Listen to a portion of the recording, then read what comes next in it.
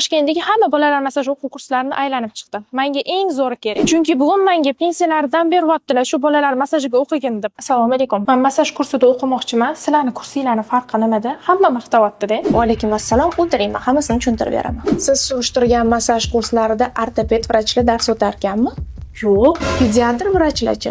Yo'q ekan. Bizning o'quv kursimizda ortopedik diagnozlarni hammasini ortoped vrach o'rgatadi. Pediatr vrach dars o'tadi. Imkoniyati cheklangan bolalar bilan ishlashni reabilitolog o'rgatadi. Bolalar massajini mukammal o'rganasizlar, praktika jarayonlari bolachalada bo'ladi klinikada. Undan tashqari ayollar massajini olovli, bonkali massaj o'rganasizlar. Mani kursimda hijoma, zulu qo'yish, igloterapiya darslarini o'rganasizlar. Quloq teshish, logo massaj, xullas bitta bir oylik kursda juda ham ko'p ma'lumotga ega bo'lasizlar. Undan tashqari individualniy kursim bor. To'g'ri, individualniy kursimning narxi 2 barobar qimmat, lekin men bilan birga qabullarga borishadi. Ichida mobilografiya darsi ham bor. O'zini o'zi videoga olib, Instagram yurg'izib, Instagramga videolar joylashni ham o'rgatamiz.